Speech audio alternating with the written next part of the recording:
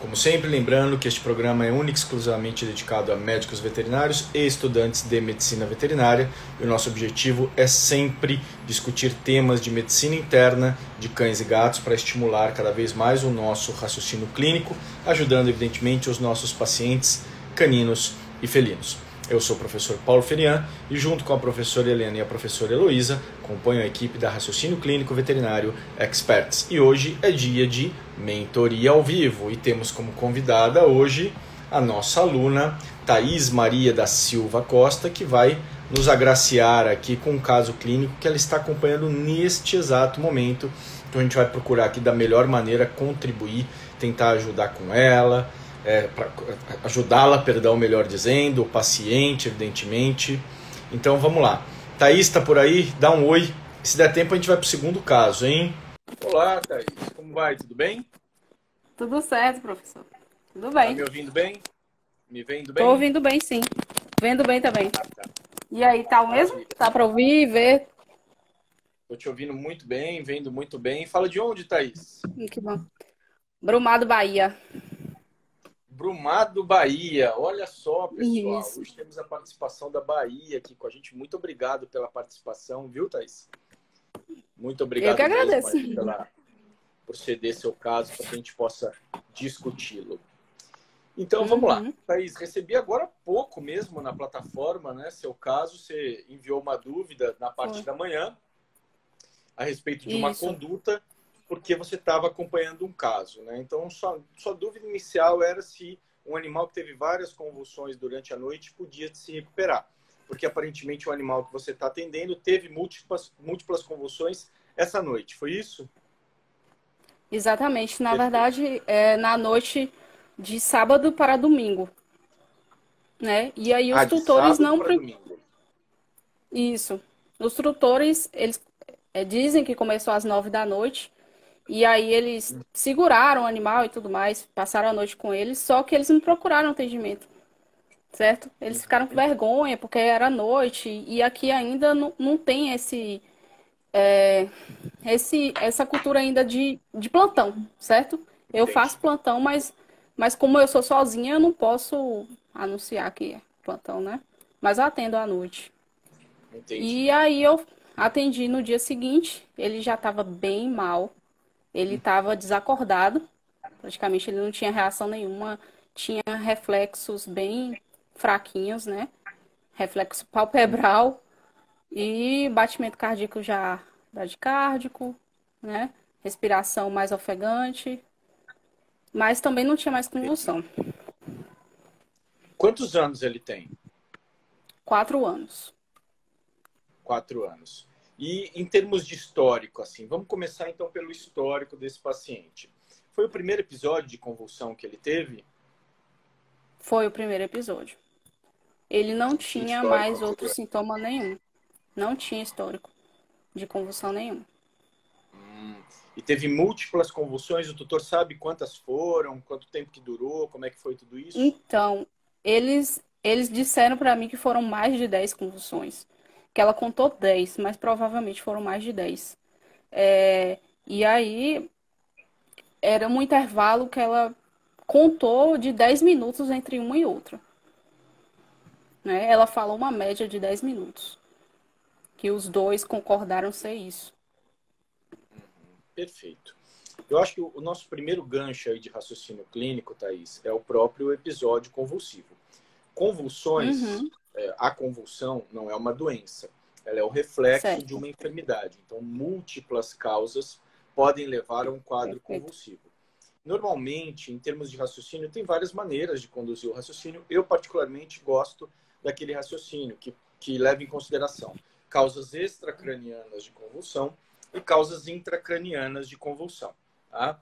Quando a gente Uhum, fala em causas extracranianas, normalmente a gente está falando de distúrbios metabólicos, inflamatórios, infecciosos. Então, por exemplo, a gente pode ter convulsões numa encefalopatia urêmica, a gente pode ter convulsões numa encefalopatia hepática, a gente pode ter sim. convulsão em distúrbios hipoglicêmicos, como por exemplo no insulinoma ou numa sepse, né?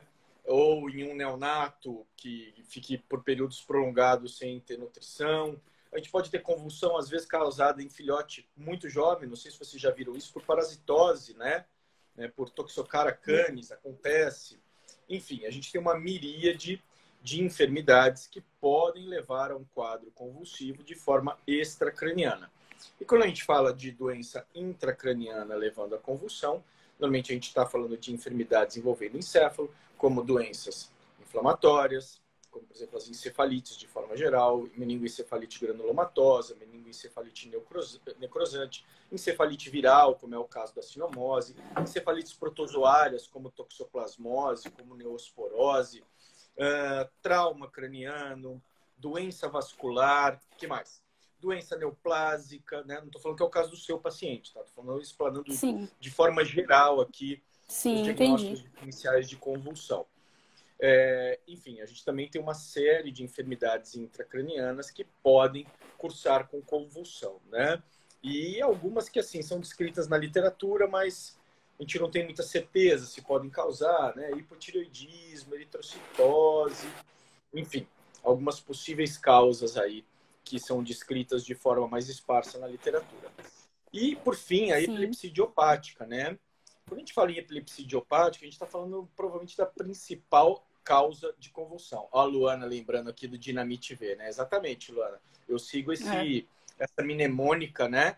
Diagnóstica, o Dinamite V, para quem não conhece, é uma mão na roda, tá, pessoal? Uma mnemônica, uma maneira da gente guardar informações. Então, o que significa? D de degenerativo, I de inflamatório infeccioso, N de neoplásico, A de anatômico, M de metabólico, I, aí o I se repete, né? Pode ser, por exemplo, iatrogênico, T de tóxico ou traumático e V de vascular.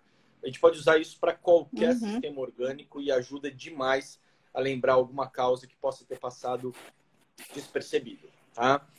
E a epilepsia certo. idiopática é uma importante causa. No caso do seu paciente especificamente, se a gente for pensar por critérios clínicos, a epilepsia idiopática já não se enquadra de maneira apropriada, porque ele não tem um histórico prévio de convulsões e ele teve múltiplas convulsões num mesmo dia. Normalmente, a epilepsia idiopática não abre desse jeito. O intervalo entre o primeiro episódio convulsivo e o segundo normalmente é grande, 4 a 6 semanas, não é? É improvável que o animal tenha uma Sim, abertura com 10 convulsões no mesmo dia, de forma tão paroxística, tão aguda assim.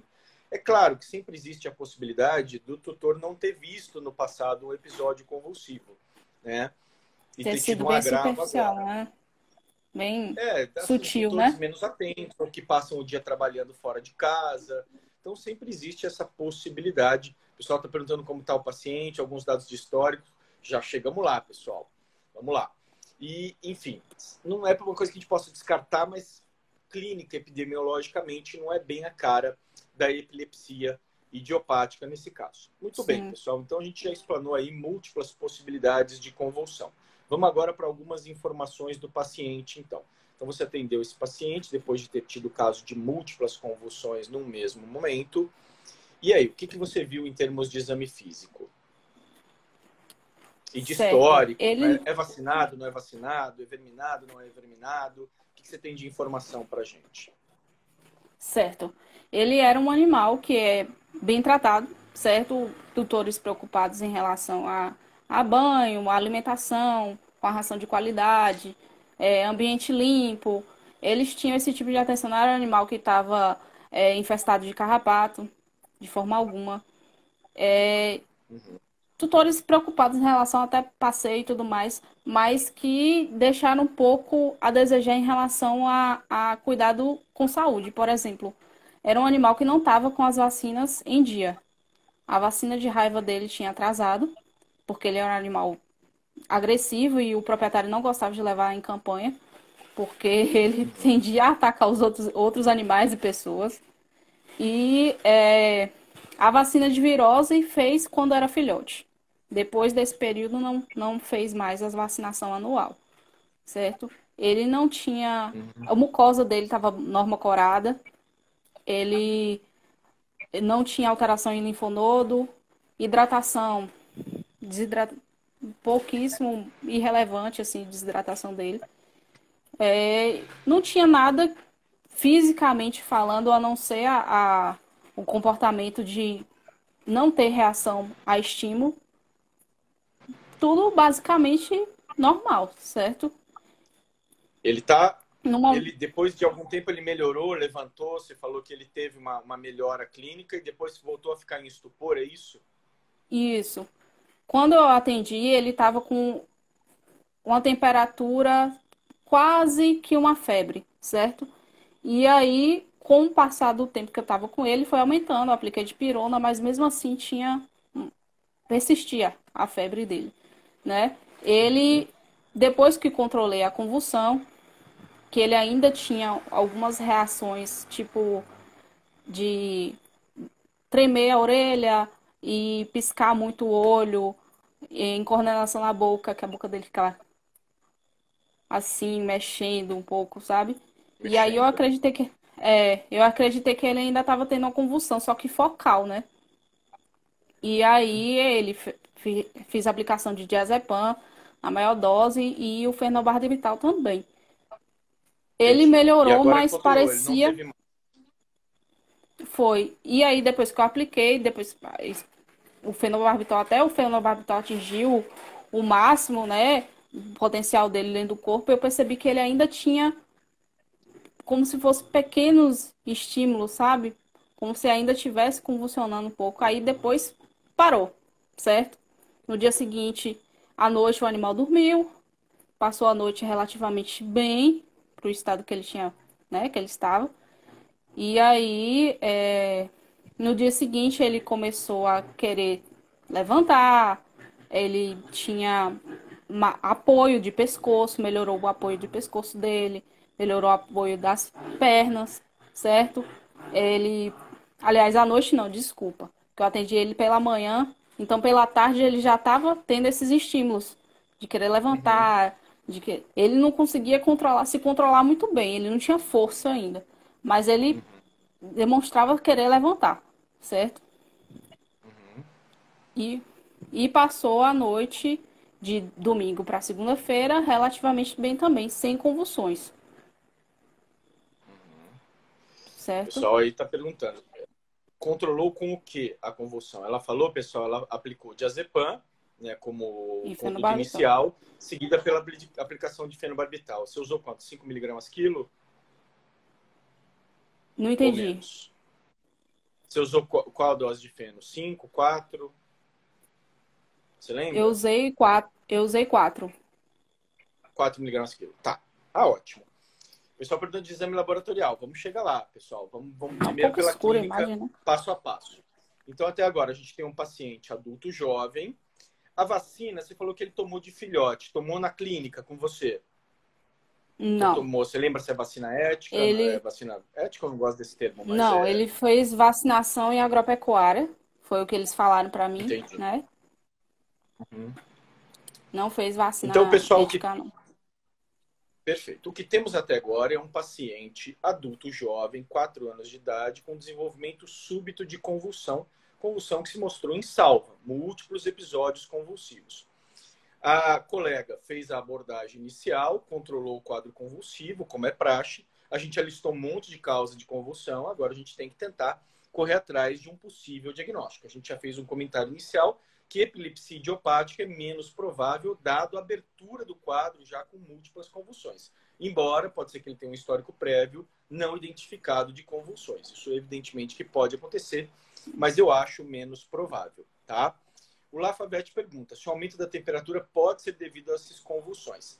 Lafavette, pode, porque quando você tem um processo de convulsão, você tem tremores musculares, você gera calor, né? Então é comum um certo aumento de temperatura, tá? Então pode ser atribuído ao próprio processo convulsivo. A Maisovete e já um outro colega anteriormente estão tocando aí no quadro de toxina. A gente já vai chegar nesse aspecto, mas é um diagnóstico diferencial, tá no Dinamite V e a gente tem que abordar esse aspecto, é uma possibilidade, tá?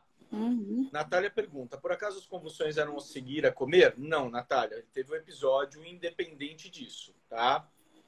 Nesse caso, não teve uma relação direta. E aí foi feita essa estabilização e foram coletados alguns exames laboratoriais de investigação. Do ponto de vista de Exato. exame físico, nada muito evidente a acrescentar, o animal não tinha nenhuma alteração tão gritante no exame físico, como a Thaís já falou para a gente, mucosas normais, linfonodos normais, né? Palpação de abdômen ok, ausculta cardiovascular, nada de Isso. muito importante no exame físico. Aí a Thaís fez alguns exames subsidiários que eu vou passar aqui para vocês. Primeira coisa, vamos avaliar o hemograma. No hemograma, o que me chamou a atenção foi uma certa eritrocitose. O normal do VG ou do hematócrito em cão, pessoal, é de 37 a 55. No caso desse paciente, estava 61,9. Então, existia, Thaís, uma certa eritrocitose, correto? Por que será que está acontecendo essa eritrocitose? O que você acha? Olha, O que os colegas a primeira coisa que eu imaginei, assim, que veio na minha cabeça, foi uma desidratação.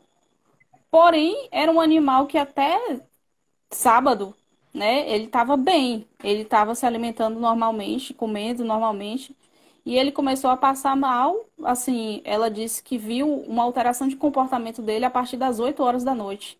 Porque ele é um animal que ele é bastante ativo, ele tem ciúme do dono, certo? A esposa chega perto do dono e ele tende a latir, a meio que querer atacar ela, não atacar de verdade, sabe? Mas tipo, como se estivesse defendendo o território ali, certo? E aí ela disse que não viu isso. Não disse que não viu isso nele e eu acho que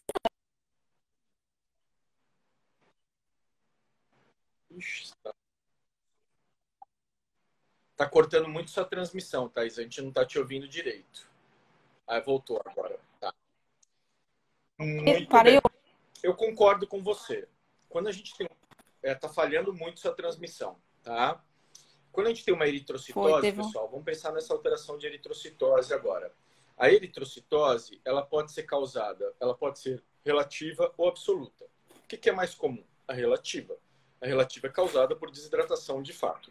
A eritrocitose absoluta é quando você tem um aumento de produção de eritrócitos. Isso pode acontecer em resposta fisiológica a um estímulo que causa hipóxia, como alguns colegas já chamaram a atenção aqui, quando você tem, por exemplo, uma doença cardiopulmonar grave, que não tem nada a ver com esse caso, ou você pode ter uma eritrocitose sem que tenha uma apropriada estimulação fisiológica, o que ocorre, por exemplo, nos neoplasias produtoras de eritropoetina e na policitemia vera, tá? Mas, quando a gente ouve cascos, vamos pensar em cavalo, né? O que é mais comum. Uma eritrocitose num paciente de 4 anos provavelmente é uma desidratação. Então, de fato, quando você olha o restante dos exames, a gente vê que a proteína plasmática total está elevada, a gente vê que a creatinina está de 1,81. Está elevada também. Tem uma azotemia leve. Então, esses fatores corroboram aí essa possibilidade de desidratação. Então, a minha leitura desse eritrograma inicial é que, de fato, provavelmente, isso é decorrente de desidratação. Tá? É só você corrigir essa desidratação por meio de fluidoterapia e provavelmente você vai repetir esse eritrograma e isso vai ir para a normalidade. E eu acredito que essa azotemia de 1,8 também deva retornar à normalidade. Tá? Não consigo afirmar com 100% de certeza, mas o mais provável é isso. No restante dos exames, pessoal, glicemia você chegou a fazer, não? Não, a glicemia não. Não. Porque como eu não tinha o tubo cinza, né? Eu falei, não vale a pena coletar, porque... Tá. E sem problema. E nos exames, a única alteração mais importante que teve é uma alteração de alanina-aminotransferase de 305,6. Então, o normal da LT, depende um pouco, varia de laboratório para laboratório, mas em torno de 88, a faixa superior. 88, né? Aqui a gente tem 300, então em torno aí, quase 4 vezes o valor superior de referência da LT. Quando a gente tem uma alteração de ALT, pessoal, o que a gente pode pensar inicialmente é que houve uma lesão hepatocelular, tá? Essa ALT foi coletada no domingo ou na segunda-feira? No domingo. Eu fui coletada no domingo, segunda-feira, no caso hoje, chegou no laboratório e eles fizeram para mim. Só que assim, Antes da esses aplicação de exames, qualquer medicação ou qualquer abordagem. Desculpa, eu não Desculpa, entendi o deu que o uma senhor falhada. perguntou. Sua internet tá Deu uma falhando. falhada mesmo. Esse exame foi coletado antes da aplicação de medicação? É, Chegou a não fazer tinha aplicado corticoide, alguma coisa nada. assim? Não, não foi aplicado nada. Eu fiz Tá. corticoide nele, mas primeiro eu tinha coletado sangue. O sangue ele estava no soro. Aliás, tinha feito o diazepam e o fenobarbital e depois que eu coletei o sangue, certo? Aí depois que eu coletei o sangue, eu fiz a aplicação de dexametasona. Mas também foi subcutâneo. Eu acho que não justifica.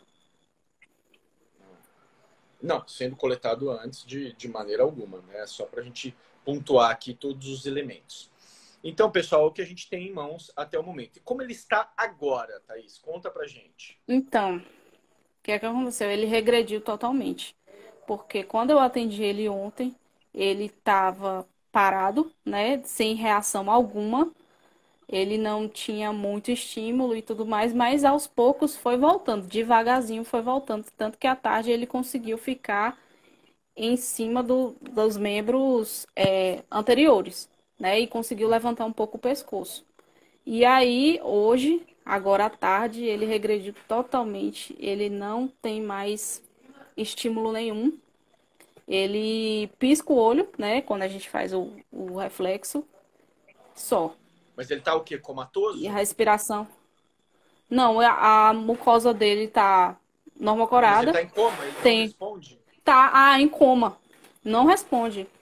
Não responde. Dormindo. Certo? É, dormindo. Ele é um animal extremamente bravo. Ele mora perto daqui da minha casa. A gente passa de frente da casa dele. Ele late pra todo mundo. Não gosta que passa gato, cachorro na frente, entendeu? Animal que ele é bem territorialista. O E pessoal tá aí, perguntando aqui qual a raça do animal. ele é um, ele é um mestiço de Chow Chow com pastor alemão, eu acho. Chow Chow com pastor alemão. O pessoal perguntando contagem de linfócitos. 664. É, Tá? tava um pouco baixa, né? Uma leve, uma moderada linfopenia. Que mais a pergunta? Luana, quanto de plaquetas? Essa é a última informação que eu tenho em termos de exame. Luana, 46 mil plaquetas, mais uma observação que havia muito agregado plaquetário no exame. Tá? Exato. É porque, assim, Certo, esse Luana? exame sai daqui de Brumadinho, laboratório veterinário. Pronto, voltei. Uhum. Ele sai de Brumado, que não tem laboratório veterinário, e vai para Conquista. São Certo. mais ou menos 140 quilômetros, certo? Então, tem essa perda aí, plaquetária mesmo. João faz uma pergunta interessante. Será que a convulsão não gerou a lesão no encéfalo? Então, João, é uma coisa que a gente vai ter que discutir aqui, tá? O que veio antes, o ovo ou a galinha ou o ovo, tá? A gente vai discutir isso. Ana Paula pergunta: a idade não é o diferencial para a epilepsia? Sim, Ana Paula, a epilepsia idiopática, claro que a gente não tem limites absolutamente definidos, né? Mas normalmente ela começa no animal mais jovem, né? Entre 1 ano, no máximo, assim, 5 anos de idade. Um animal de 4 anos, que nem eu falei, ele pode ter tido um histórico de convulsão anterior que passou despercebido pelos tutores. Mas a epilepsia é menos provável pela quantidade de convulsões que ele teve, possivelmente, num primo episódio convulsivo, tá? É isso que a gente colocou. João pergunta: foi usado ivermectina? Foi usado? Não, não usei ivermectina Ou nele, não. vermífugo com ivermectina? Vermífugo com Também ivermectina ele não. tomou? Clínica Ele, Vetderma está perguntando. olha, a última vermifugação que eles falaram que fizeram tinha cerca de 1 mês, 2 meses atrás. Eles não tinham certeza. Eles não me Tá. deram certeza absoluta, entendeu? Então, pode ter 1 mês, 3 meses. Não foi Não recente, né? sabe, não souberam me falar Dani tá te marca e perguntando o nada. seguinte: o que você manteve de medicação? Se ele está tomando ainda o feno e o diazepam, se foi uma dose única, ela está perguntando se ele pode estar mais sedado. O que você acha? Então, o que acontece? Eu fiz o diazepam nele 2 vezes, né? Eu fiz uma dose um pouco mais baixa, metade da dose, e depois aumentei quando eu vi que ele ainda estava tendo um pouco de reação. E isso foi feito ontem. O fenobarbital eu fiz ontem também e fiz hoje, certo? Porque aí a convulsão dele já tinha parado, certo? E eu só fiz o fenobarbital para não voltar. Que horas que você fez o E feno? Você hoje lembra? às 8, hoje às 8 da manhã. E ele continua dormindo até agora. Então, hoje às 8 da manhã ele estava acordado. Ele dormiu hoje às 2 horas. Que ele deitou, achei que ele estava dormindo, tal. Depois eu fui ver ele, eu percebi que ele parou totalmente. Entendi. Então ele se aplicou às 8, só que 2 da tarde é que ele veio ficar prostradão e dormiu completamente. É, Perfeito. É isso? é isso. Sendo que ontem ele tinha feito uma dose bem maior tanto assim, diazepam como fenobarbital, e não ficou molengão desse jeito, não. É. A Cláudia está perguntando, professor, sou recém-formado, o estresse pode causar convulsão também? Cláudia, ele não causa, mas ele precipita um episódio num animal que tenha, por exemplo, uma epilepsia idiopática, tá bom? O João dando aqui um depoimento de um paciente dele que foi extremamente sensível ao fenobarbital, vamos discutir isso aí também. E a Vete Kelly dizendo que ela mesma tem epilepsia refratária desde criança e que até hoje não sabem a causa, muito bem. Ressalto ainda, não fala, falando que no animal é mais complexo ainda, sem dúvida, Kelly. A gente realmente tem barreiras importantes aí nesse tipo de investigação, tá? Vamos lá. Então vamos tentar colocar alguns elementos aqui. A gente tem um paciente, então, adulto jovem, 4 anos de idade, com histórico de convulsão de maneira aguda, paroxística, e que no pós-convulsão agora, ele não evoluiu satisfatoriamente. Ele até controlou as convulsões, mas ele continua num estado de estupor, aparentemente, né? Ele está muito prostrado, não está respondendo. Os exames laboratoriais mostraram um quadro possivelmente de desidratação e uma trombocitopenia que pode estar relacionada a agregados plaquetários ou não, tá? Eu não vejo uma causa clara nesse momento de relação entre essa trombocitopenia e o processo de convulsão. Até porque com essa observação de muitos agregados plaquetários, ele foi claro aqui que não era possível aferir com exatidão a contagem de plaquetas, tá? Deixa eu ver mais alguns comentários aqui.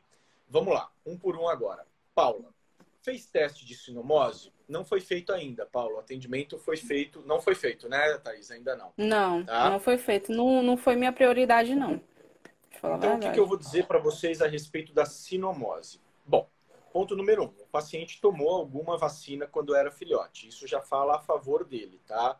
Mesmo fazendo 3 anos, a gente sabe que uma vacina deixa anticorpos por até 3 anos, alguns animais mais, outros animais menos. Em relação à sinomose, essa semana agora, na sexta-feira, eu atendi um paciente de 6 anos de idade com sinomose neurológica clássica, sem as outras vertentes da sinomose. Não teve quadro gastroentérico, não teve quadro respiratório, ele já abriu com quadro neurológico, tá? Mioclonia e etc. Então acontece no animal adulto, evidentemente. Mas sabe o que assim, foge um pouco do contexto? Esse histórico de convulsão em salva súbito de uma hora para outra. Até domingo à noite estava normal, de repente mudou o comportamento, abriu com convulsão e teve 10, uma atrás da outra. Eu não estou dizendo que não possa ser uma encefalite viral. Pode ser uma encefalite viral, tá? Mas eu acho que pelo contexto clínico todo, menos provável. Até epidemiologicamente, aparentemente é um animal que saía pouco de casa pelo seu temperamento agressivo. Nem para a campanha ele não ia. Então, até a exposição dele é menos provável. Então, Paula, não digo que não é sinomose, mas eu digo que é menos, porque sinomose a gente sabe que ela faz de tudo, né? É muito variável. Mas eu acho menos provável a questão da encefalite viral. Como que a gente poderia definir o diagnóstico? Testes rápidos de conjuntiva ou outras amostras provavelmente vão ser infrutíferos nesse caso. Aí realmente requeriria certa invasividade. Fazer o teste imunocromatográfico do líquor, tá? Ou investigar PCR ou anticorpos no líquor, tá? Seria mais assertivo. E lembrando que não mudaria muito a conduta do tratamento, seria única e exclusivamente para fazer um diagnóstico diferencial, tá? Muito bem. Vamos lá, que mais? Vamos pensar aí em causa extracraniana. A gente viu nos exames laboratoriais que ele tem uma LT de 305,6, correto? Sim. Que você colheu antes de aplicar qualquer medicação, inclusive o corticoide. É uma LT com um discreto aumento, diria eu. Não diria que é uma coisa que me chama muito a atenção. Mas em um Então, contexto, tem um contexto que eu acho que pode justificar este aumento de ALT. E alguns colegas já chamaram a atenção, e é um diagnóstico diferencial muito importante em animais com convulsão aguda, que a gente não pode deixar de lado, que é a intoxicação, né? Ela é uma das sim. causas mais comuns de convulsão inexplicável, súbita, em grande quantidade, num animal anteriormente ígido, normal, tá? O que os donos falam a respeito dessa possibilidade? Você chegou a perguntar? Então, perguntei. Foi a primeira coisa que eu perguntei, se foi sobre pancada, sobre acidente, essas coisas. E intoxicação. É, ela negou. Ela disse que botou um veneno de rato, sim, mas em um lugar super escondido, onde ele não tinha acesso. E aí eu pedi para ela olhar se estava mexido, se tinha. Ela falou que estava do mesmo jeito no lugar onde ela botou.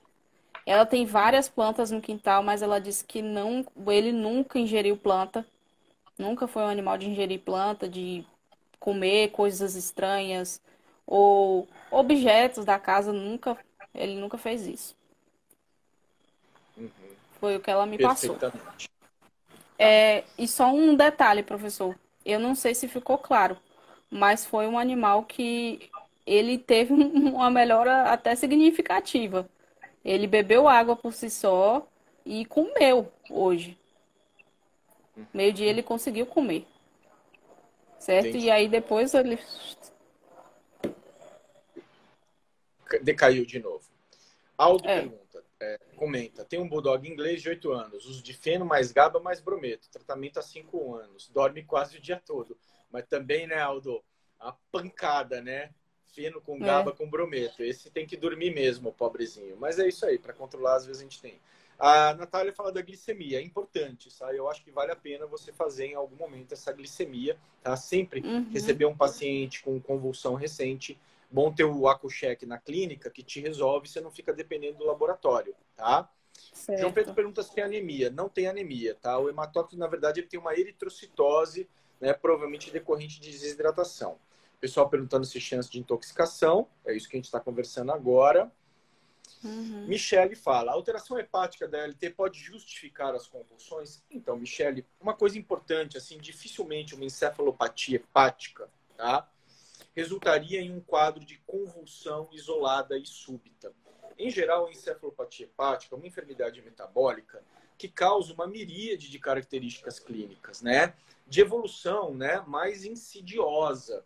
A gente pode ter vários motivos para uma encefalopatia hepática, por exemplo, a gente pode ter um shunt, a gente pode ter um quadro cirrótico, né, uma inabilidade de metabolização, que aí causa a tal da hiperamonemia. Então é muito improvável um quadro que abra assim agudo dessa maneira, tá? Então eu acho pouco possível uma encefalopatia hepática, tá? O João também concorda que acha a sinomose pouco provável. Pessoal perguntando de planta tóxica, a gente está abordando a questão da toxina, É. acho sempre uma possibilidade, né? A Mara pergunta do PCR da urina. Não sei dizer a sensibilidade em relação quando tem apenas o quadro neurológico, sabe, Mara? Normalmente eu acho mais adequado procurar no líquor. Acredito que a sensibilidade seja melhor. Mas eu acho também, Mara, que assim, é que nem eu falei, a gente pode até tentar o diagnóstico, mas não vai mudar de forma substancial a conduta, né? E o PCR normalmente é um exame mais refinado, mais oneroso, que nesse caso eu acho que a gente pode deixar em segundo plano, porque nesse momento a gente não vai mudar muita coisa sabendo que de repente tem uma sinomose que clinicamente não é muito compatível, tá? Debinha pergunta da Uhum. encefalopatia, acabei de responder. Pessoal de encefalopatia hepática, acabei de falar. Pessoal falando da intoxicação, o veneno de rato, pessoal, que supostamente a tutora colocou, se for de cumarínico, ele causa hemorragias, né? Não é um quadro normalmente neurológico, tá? A Juma falando que está com um caso parecidíssimo com o seu, bacana. Deixa eu ver, trombocitopenia. pessoal perguntando da refeição, não foi após a refeição, tá? Não teve uma relação Não. direta com a refeição. Cauana, tem uma trombocitopenia que a gente discutiu porque tem muito agregado plaquetário, tá? E não é uma trombocitopenia normalmente grave bastante para causar hemorragia espontânea, tá? O João falando que ainda acredita muito em intoxicação e envenenamento. Eu concordo que ainda pode ser um diferencial, tá? Tem essa Clínica possibilidade, Vesderma sim. perguntando como estava a pupila quando atendeu. Se havia midríase, miose. Não. A pupila dele estava normal. Não tinha midríase nem Normal. miose. Beleza. Então, vamos tentar fechar aqui para te dar um norte. O que a gente está atendendo é um quadro, aqueles que a gente escreve no prontuário. Convulsões a esclarecer, tá? E a gente prossegue com o diagnóstico. Você controlou a convulsão, ponto inicial. Agora é um acompanhamento desse paciente. Tem que reidratá-lo, porque havia algumas alterações relativas a isso que tem que ser corrigidas. Isso você tem que fazer, repetir os exames para ver se tudo voltou ao normal. Eu repetiria essa plaqueta para ter certeza que não existe ou existe essa trombocitopenia, porque se existir, ela está numa faixa de relevância, 46 mil, tá? Ponto número 1 que eu quero colocar para discussão. Houve lesão decorrente da convulsão? O que eu estou querendo dizer? O animal teve tantas convulsões que acabou tendo lesão, né, encefálica decorrente de um quadro em salva não controlado. Eu acho que essa é uma hipótese inicial. Que nem eu falei para você na plataforma, eu já vi acontecer isso com um paciente lá em Lages, que teve uma convulsão o final de semana todo, ele ficou convulsionando, os tutores não levaram, teve um monte, mas um monte mesmo, tá? Chegou no hospital, foi estabilizado, mas ele não acordava mais. Ele teve alguns vislumbres de consciência, dormiu completamente e entrou em coma e não acordou, tá? Não acordou. Fim de papo. Esse paciente... Necrópsia mostrou a lesão, né, edema, etc., decorrente do processo de convulsão. Não tinha nada estrutural, nada que justificasse. Hipótese número 1 é essa, que ele tenha tido algum gatilho de convulsão, que a gente não sabe bem o que é, e tenha acontecido uma lesão. Como saberemos? Só com acompanhamento, tá? Número 2, que eu acho que o colega chamou bem a atenção. Fenobarbital pode ter, como se diz, bodado ele de forma importante. Eu não descarto essa possibilidade, porque além de sensibilidade diferente, a gente não sabe o que ele tem do ponto de vista neurológico. E uma coisa pode ser potencializada. Então, eu acho que, de repente, como ele cessou as convulsões, minimizar essas doses, tá? Pode ajudar aí a você esclarecer essa questão. Ou até mesmo, se ele não tiver mais convulsões, foi um quadro agudo que parou completamente, você pode lentamente tentar tirar até o fenobarbital e ver como é que ele vai responder, tá? Terceiro ponto, você não vai ter como fugir de uma investigação neurológica, tá? Porque até o que a gente está vendo é um quadro pós-convulsão em salva que ainda tem componente neurológico. Ele não consegue acordar, ele está em estupor, e aí a gente pode estar falando de uma doença neurológica mesmo, de um quadro intracraniano. Pode haver, como os colegas estão chamando a atenção, pode haver uma encefalite. Claro que pode, né?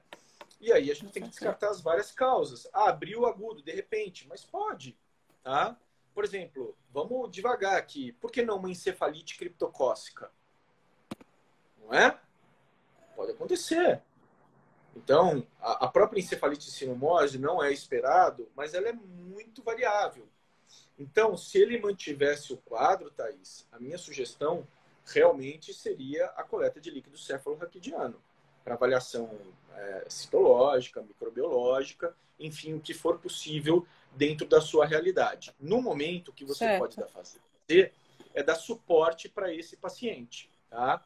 Suporte hídrico, nutricional, eletrolítico. Acho que a glicemia tem que ser feita o mais breve possível. Se não der para fazer, coloca lá a glicose 50% no teu fluido, no teu ringer ou na tua solução fisiológica, tá? Porque você precisa manter esse paciente vivo para você ganhar tempo para realizar esta investigação, tá? Mas eu vejo, então, como hipóteses diagnósticas, não me parece haver uma causa extracraniana metabólica, acho pouco provável, como eu falei, a encefalopatia hepática. Eu acho que esse aumento de ALT é mais provável que seja secundário, ou seja, a ingestão de uma toxina, que causou uma lesão hepatocelular aí, do que o caminho contrário. Ah, é um quadro de insuficiência, eu não vejo dessa forma, tá? Cefalopatia urêmica está fora de contexto. A hipoglicemia, embora seja importante, é esquisito ele ter parado as convulsões. Provavelmente ele teria outras, né? Então, assim, eu acho que você tem que levar em consideração essas hipóteses, toxina, que a gente falou, trauma, foge um pouco do contexto, né? Mas acho pouco provável pelo histórico do paciente. O fato dele estar apresentando lesão pós-convulsional, eu acho que ainda é possível, e alguma doença intracraniana. Num animal jovem dessa maneira, neoplasia é menos provável, doença vascular é menos provável, então doenças inflamatórias infecciosas são um pouco mais plausíveis. E a coleta do líquido cefalorraquidiano pode te ajudar num diagnóstico definitivo. O pessoal falou até em neuroimagem, mas dado o teu contexto do interior da Bahia, eu acho que neuroimagem aí vai ser um pouco mais complicado, não é? Bem mais complicado. Então, pessoal, aqui o que a gente tem que ter em Demais. mente, né? O que é ideal versus o que é realidade, né? E é o que dá para fazer. Expectativa versus realidade, como se diz, né? É, Vamos ver mais exatamente. algumas perguntas Mas, aqui dos colegas. mas o Pode falar. senhor lembra? Senhor? Eu fiz 2 testes. Oi? Dois Eu fiz 2 testes. Que Oi? testes? Não Eu fiz entendi, um teste de desculpa. Ehrlichia. Ah, Eu e que acho, é deu? porque não foi nos arquivos que eu enviei, Não mas não, foi. eu fiz um teste rápido de Ehrlichia aqui no consultório e um teste de leishmaniose. E os dois deram positivo, Maravilha, tá? Então, informação. Deu certo? positivo para Ehrlichia. O que vocês acham? Aí eu vou abrir a discussão aqui em relação à erliquiose e esse quadro de convulsão aguda. Vamos lá. Enquanto isso, eu vou respondendo, enquanto o pessoal vai colocando aí. Clínica vetiderma. Nesse caso, você entraria com manitol? Entraria. Entraria com manitol. Acho válido, principalmente naquele momento mais agudo, assim. Se houver algum edema intracraniano, eu acho que ele pode ajudar, e principalmente porque o trauma ainda estava como possibilidade, né? Então, clínica vetiderma, acho plausível. O pessoal perguntando da neoplasia, eu disse que é pouco provável pela idade do animal, não acho impossível, mas pouco provável, tá? Debinha, sim, o fenobarbital causa lesão hepática no longo prazo, tá? Não de forma aguda. Professor, João falando aqui. é, Oi, pode falar. posso perguntar? Em questão da lesão hepática, pode ser, tipo assim, uma inflamação hepática por conta de outras doenças que desencadeou aquilo ali, entendeu? E não uma doença hepática em si. Pode.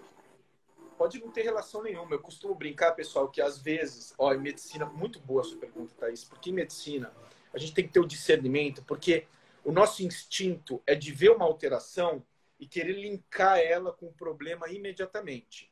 Isso nem sempre é verdade. Às vezes existem alterações pré-existentes, de causa completamente distintas, tá? Então não dá para a gente fazer uma relação direta entre essa LT de 300 e o processo convulsivo. Pode ser que tenha ou não tenha Uhum. relação. Tá? Eu costumo brincar que não é porque a pessoa, né, o elemento está na cena do crime, que ele cometeu o crime. Ele pode estar lá de bobeira Isso. e foi incriminado. Olha lá, você Só não tenho nada a aconteceu, ver né? com isso. Exato. Então vamos lá. Algumas colocações. O pessoal está falando de deposição de complexo no sistema nervoso central, que é possível a correlação. João fala que é muito difícil por ser tão agudo, sem clínica anterior. Lafavette fala que a vasculite poderia levar a danos... Pergunta se a vasculite poderia levar a danos encefálicos. O pessoal falando muito de imunocomplexos. Eu vou discordar, pessoal, e eu vou concordar mais com o João, tá? Não acho que haja qualquer tipo de relação de erliquiose com convulsão aguda em salva, tá? Por mais que exista a descrição de alguma lesão neurológica na rickettsia, não é um quadro agudo dessa maneira. Eu acho que vocês podem desconsiderar. O anticorpo aí só mostra que ele foi exposto ao agente em algum momento da vida. Talvez até a trombocitopenia seja uma erliquiose subclínica, né? Que a gente, né, não tem nada a ver com o quadro, a gente acabou de conversar isso. Erliquiose subclínica é caracterizado por trombocitopenia silenciosa. Pode ser, tá? E não tem nada a ver com o quadro. Mas Então, sem assim, anemia, prof? sem anemia, trombocitopenia isolada, tá? Isso causa, a gente vê tanto em anaplasmose como em erliquiose subclínica, tá? Exatamente, clínica vetiderma, corroborando o que eu acabei de falar, né? Não é comum quadro neurológico, eu acho que isso não é possível, tá? E a leishmaniose? Olha, seguinte, a leishmaniose é um organismo sem fronteiras. E eu tenho colegas neurologistas aqui em Belo Horizonte que já me relataram ter atendido os quadros neurológicos com, assim, leishmania, PCR, líquor, etc. Mas, da mesma maneira, não agudo dessa forma. Tá? Então, eu não colocaria, embora seja um animal positivo no teste para leish, eu não vejo como uma possibilidade como causa da convulsão. Eu acho que a leishmania é a mesma coisa. O animal está infectado, provavelmente, talvez. Mas o animal com leishmania quebra a perna, ingere toxina, né? Quem trabalha em área endêmica tem que levar isso em Sim, consideração. Então, eu acho que tudo bem, sim. eles têm, você vai ter que considerar isso posteriormente, mas não acho que seja uma causa, tá? Por tudo isso que eu estou falando, não vejo uma relação. Nesse caso, é, Oi, se pode falar. fosse para fechar o diagnóstico e falar se fosse leishmaniose mesmo, só com líquor? Só com análise de líquor? A Ou. leixe neurológica, olha, eu nunca vi Hum, um caso, tá? Isso foram colegas que me relataram. Acredito que só documentando o agente no sistema nervoso, tá? Eu nunca vi um quadro. entendi. E olha que, assim, Ah, é uma coisa certamente rara porque a gente atende leishmaniose aos borbotões aqui em Belo Horizonte. Então, se fosse uma coisa muito comum, a gente via mais frequentemente, né? São uhum, casos certamente muito esporádicos, tá? Então, deixa eu ver mais algumas perguntas. Acho que tudo que é agudo tem uma causa abrupta que desencadeou e não uma causa crônica, se é que me entende. João, a sua informação, sua ideia é muito pertinente. Concordo, mas, João, eu acho que você tem que tomar um cuidado. Tem doenças crônicas que agudizam. Que o animal já tem alguma coisa que ele vem trazendo e, de repente, ele abre, dando uma falsa impressão de agudo. Por exemplo, colapso de traqueia. Definitivamente é uma alteração anatômica crônica. Mas eu atendo muitos animais com colapso de traqueia, a maioria é tosse crônica, mas às vezes acontece. Né? Você tem um quadro de abertura aguda, de tosse paroxística. Então, tem exceções, mas eu concordo com o teu raciocínio. Eu acho que aqui a gente tem que pensar principalmente em algo mais agudo. Tá? A mais o Beth certo. perguntando da ureia E e nesse creatinina. caso, Havia uma... Oi, pode falar. eu posso interromper. Então, e nesse caso, não pode ser de ter agudizado o quadro ou de leishmania ou de Ehrlichia, né? Não vejo relação. Convulsões eu acho que é uma coisa fora de contexto para rickettsia e para leishmaniose, não dessa forma, não agudo, não sem quadro neurológico prévio, Uhum. acho muito improvável, tá? E eu acho que é um ponto que pega isso, assim, a gente não teve quadro neurológico prévio, não teve nada anterior a isso, foi pum, do nada, Nada, tá? nada. Ele não perdeu o Bom, apetite, ele não tinha diarreia, nada. uhum. A Maizu perguntou da ureia e creatinina, a Maizu estava assim, limítrofe, 1,8 de creat, ureia acho que de 7,4, nada que chamasse atenção, tá? Luana, às vezes a gente quer tanto chegar num diagnóstico que força a conectar o resultado do exame à clínica. Quando você falou de ELI, que a minha avaliação super tendenciou para esse lado. Exato, Luana, eu acho a sua observação Sim, muito pertinente, tá? É uma pegada que a gente tem que começar a ter. A gente fica tão obcecado em chegar num diagnóstico que a gente começa a tentar achar diagnóstico para as alterações que a gente está vendo, tá? Encaixar coisas que não é. necessariamente se encaixam. Então a gente tem que tomar cuidado, tá? Natália pergunta, Inclusive, eu tava professor, levando para mas... esse lado mesmo. A Natália pergunta, professor, mas ter leite no líquor justifica 100% o quadro neurológico? Eu já vi animal com leite que apareceu somente no líquor e não tinha quadro neurológico. Então, Roberta, a minha resposta para você é não sei. Não sei, porque eu nunca li nada a respeito de leite neurológico e nunca atendi um caso. Preciso me informar melhor e já que você teve esse quadro, a minha tendência é dizer que não é obrigatório, né? Então, pode ser que ela esteja lá e não cause necessariamente lesão. Mas eu não sei te responder, tá? Pessoal, quando eu não sei, eu vou falar não sei. Não vou inventar moda, não, tá? Então, eu teria que ir na literatura, mas pelo teu relato, Natália, eu acho que a gente já tem aí um caminho para dizer que achar leite no líquor não necessariamente significa que ela vai causar quadro neurológico. Isso, para mim, é um grande aprendizado, tá? Pessoal gostando aí do seu quadro, tá, Thaís? João, a Legal. verdade é que muitas vezes ainda não tem um diagnóstico, como o professor disse uma vez na live, existem pessoas que têm doenças e nunca têm um diagnóstico. Exato. Eu vou dar um exemplo para vocês. A gente fica muito obcecado, e tem que ser obcecado, a gente tem que buscar o diagnóstico, mas às vezes isso não vai acontecer. E a gente tem que entender que, às vezes, não estou dizendo que é esse o caso, tá? Eu estou só divagando de maneira geral. Que a busca de um diagnóstico, assim, de forma tão obcecada, pode trazer uma iatrogenia, né? Ou seja, trazer mais mal para o paciente do que não fazer uma abordagem diagnóstica, principalmente quando a gente está falando de invasividades, tá?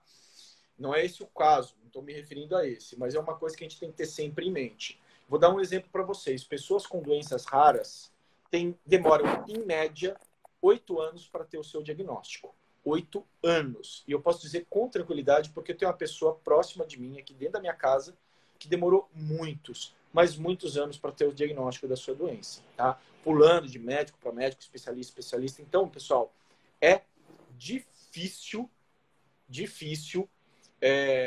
muitas vezes a gente chegar com os elementos e com os recursos que a gente tem num diagnóstico definitivo. A Maria Clara tirando sabe que milagre que o professor Paulo não leu algo. Não é assim não, Maria Clara. A gente se esforça, mas a ciência é muito maior do que a gente consegue acompanhar, sem sombra de dúvida. E por isso que eu digo, isso aqui para mim é um grande aprendizado. Aprendi hoje que uma colega atendeu um animal com leite no líquor e não tinha quadro neurológico. Isso para mim é um grande aprendizado, tá? O Aldo pergunta do ouvido, porque ele já viu convulsão por otite. Tinha alguma coisa no ouvido? Nada. Nada estranho. Bacana. Medvet Kelly, eu tô vendo a foto pequenininho. Kelly, é você de Lages aí que tá me acompanhando? Não sei se é a Kelly de Lages, mas eu tô vendo a foto ali, não tô conseguindo, mas eu acho que é a Kelly, que foi nossa residente lá em Santa Catarina. Bom, vamos fechar aqui, pessoal. Então, a gente já está percebendo que a gente não vai ter um diagnóstico definitivo, mas a gente tem que organizar as ideias. A gente fez várias hipóteses, tá? Oi, Kelly, tá dizendo que é ela mesma. Um prazer ter você aqui conosco hoje. Ju perguntando se tinha febre, não tinha, tá? Tinha. Então, eu acho... Febre tinha. Você falou que estava limítrofe, né? Mas que a gente colocou assim como... Estava 39 e... No começo estava 39 e foi subindo até 40,8. E depois da dipirona ele foi baixando lentamente, mas baixou. E hoje então, não Ju, eu tem vou me febre. corrigir aqui. Eu vou me corrigir. Tá? Tinha uma hipertermia que a gente não sabe se foi por causa dos espasmos musculares ou se está relacionada à causa de base, tá? Sim. E assim, a própria febre pode dar convulsão. A gente sabe disso, mas ela tem que ser muito alta normalmente para isso acontecer. Em criança, ela não tem muita relação com a magnitude. Às vezes, criança com pouca febre tem convulsão, mas no cachorro a gente não vê muito isso, não. Então, eu acho que é um quadro de convulsão a esclarecer. Pode ser que o quadro que a gente está vendo agora seja decorrente de múltiplas convulsões que não foram tratadas, tá? Ou pode ser que tenha relação com a etiologia da convulsão. A gente colocou que epilepsia é menos provável, mas não descartado. A gente colocou que causas neoplásicas, vasculares, aqui são menos prováveis. A gente hipotetizou que trauma não está descartado, pelo histórico menos provável, mas intoxicação a gente colocou como topo de diagnóstico, né? Mesmo assim os tutores relatando a impossibilidade, mas a gente nunca sabe a maldade das pessoas, o que podem ter jogado lá para ele, né? Enfim, eles inclusive relataram isso. Isso eu acho muito plausível. Uma pessoa jogar alguma coisa e o animal ser intoxicado. Ainda mais porque assim era um animal assim relativamente agressivo, né? Ele não gostava de ninguém passando ali na porta da casa dele, entendeu? Então... Olha, acabei de falar isso, a Claudete falou a mesma coisa. Será que alguém pode ter jogado algum veneno, né? Então, sim, eu acho que é a possibilidade número 1, tá? Que esse animal tenha sido envenenado. O que eu acho que você vai ter que fazer agora? Acompanhar esse quadro clínico, corrigir os parâmetros fisiológicos dele, hidratar e etc. Repetir o exame e dar o acompanhamento. Vai retirando aos poucos o feno e vendo como é que ele reage. Se ele mantiver o quadro de estupor ou características neurológicas, se você identificar no seu exame diário, ali naquele acompanhamento a miúde, né, de pertinho. Não, eu estou vendo um nistagmo, eu estou vendo algo que realmente me diz que esse animal tem um quadro neurológico perene, persistente. O líquor é uma possibilidade razoável de investigação, uma vez que você também não tem o recurso da neuroimagem, tá? Então, é assim que eu conduziria esse caso. Ainda eu sentaria com os tutores, explicaria as possibilidades diagnósticas, a dificuldade de um diagnóstico definitivo, principalmente se tratando de uma doença intracraniana, e daria este acompanhamento, né? É um quadro em aberto que requer um diagnóstico definitivo que pode não vir. Pode ser que ele acorde, melhore e você nunca saiba o que causou essa convulsão. Isso fortalece a possibilidade de intoxicação, tá? Entendi. Olha o João falando. Como diria o Dr. House, as pessoas mentem. Perfeito, João. As pessoas mentem. E mentem muito, viu? Mentem mesmo. E como? E como? Então, eu acho, Thaís, que Mas você tem que ir por esse caminho. Diga. eu ia perguntar o seguinte, nesse caso que ele convulsionou várias vezes dessa maneira, ele teria tido uma chance melhor se tivesse sido cortado logo no início, não é isso? Partindo do princípio que talvez haja uma sequela do processo de convulsão, sim. Eu não consigo afirmar com certeza que ele tem sequela, mas é muito possível dado o estado. 10 foram o que os tutores contaram. Você imagina que ele pode ter tido muito mais. É porque, na verdade, eles ficaram com ele até certo ponto. E aí, E aí largaram. depois, ele ficou sozinho. Então, eu acho que, vamos hipotetizar, esse animal teve um início de causa desconhecida, talvez uma intoxicação, múltiplas convulsões, não foi tomado providência, está apresentando sequela aí de um episódio de status epiléticos que ele apresentou. Talvez retorne, talvez não retorne. Relação com o quadro laboratorial, parece não haver nenhuma. Você veio de brinde aí uma provável leishmaniose. A erliquiose, difícil dizer se ele tem doença, porque, exceto por essa trombocitopenia, não tem mais nada. Então é isso que eu faria. Manteria apenas o quadro de acompanhamento, manteria os parâmetros, né? Nutrição clínica, passa uma sondinha, começa a alimentá-lo, né? Faz a fluidoterapia, corrige essa hidratação, repete os exames para ver se tudo normalizou e vai desmamando as medicações e fazendo exames neurológicos de 12 em 12 horas para ver o que você encontra aí. Manteve o quadro neurológico, sugere fazer líquor. Vamos ver o que você vai encontrar aí. Beleza? Sim. Beleza. Deu assim, ajudou? Ajudou pra caramba. Pelo menos fiquei mais tranquila porque os recursos que eu tinha aqui mais fáceis, né, de fazer, pelo menos foram feitos. Bacana. Não, eu acho que assim, você está conduzindo de maneira perfeita. Acho que sim, não tem nada diferente do que você fez, é isso mesmo, tá? A conduta nesse caso. Obrigado, Beth Kelly. Imagina, como sempre dito. Só mais uma pergunta. Aprendendo mesmo. Pode fazer, claro. Pode falar. Você acha vantagem ele... Porque assim, eu fiz a aplicação de dexametasona, né? Será que é vantagem continuar com a dexametasona? Acho que não. Tá? Acho que assim, em convulsão, hoje, atualmente, a gente não tem uma indicação clara da dexametasona, tá? Então você pode suspender, a gente não sabe a etiologia ainda do quadro, então acho que você pode tirar, não precisa manter de continuidade, tá? Até porque ela vai alterar seus exames também. A dexametasona é um corticóide de ação mais prolongada, ela vai ficar um tempo aí, você vai ver que tua fosfatase alcalina vai subir e a LT pode dar uma subida também, tá? A gente vai ficar com dúvida agora porque o animal, porque ele já foi medicado. Então a gente tem que levar isso em consideração na interpretação, mas não acho que precise não, tá? Mas você, por favor, na plataforma, dá um retorno de como esse animal está evoluindo. Vou dar a gente vai conversando. E aí eu vou procurar trazer aqui para o pessoal o que aconteceu depois. Vou tentar convencer eles a continuar com o tratamento, porque eles estão bem desesperançosos, né? Porque ele regrediu, ele melhorou um pouco e depois regrediu tudo, né? Então... Mas eu acho engraçado isso, né? Porque eu entendo, porque eu clinico no dia a dia, sei exatamente o que você está passando. Mas o tutor, cá entre nós, assim, um animal que teve 10 convulsões sem cuidados, interna no domingo, hoje é segunda. Quando você bota a mão na cabeça dele, levanta, te anda, não é assim que funciona. De domingo para hoje, foram 36 horas. Poxa, às vezes os quadros demoram semanas para melhorar. Não é assim. Ninguém faz milagre. Chegou ontem, não tá bom hoje, tô desesperançoso. Peraí, calma, o animal tem 4 anos, vamos em frente, vamos pegar pesado aí. Talvez ele tenha uma vida inteira pela frente, né? Então vamos. É um animal que vale muito a pena. Ele não tinha nenhuma doença de base pré-existente, pelo menos aparentemente. E se ele se recuperar, ele vai ser feliz aí por muito tempo. A gente vai tratar essa leishmania aí. Tudo Tá beleza. bom? Já tratei piores com leishmania. Então é isso aí. O pessoal gostou muito do caso, tá aqui elogiando, tá? Que João bom. dizendo que fica pé com essas coisas, não posso dizer aqui no ar, tem Ah, crianças assistindo. ah, Mas é assim, esse é o nosso dia a dia, todo mundo sabe, mas né? é Quem assim. clinica sabe, quem se depara com essas coisas, que muitas vezes o pessoal quer, né, uma solução rápida, fácil, barata, né, milagrosa, e que biologia não Exatamente. é assim que funciona, né?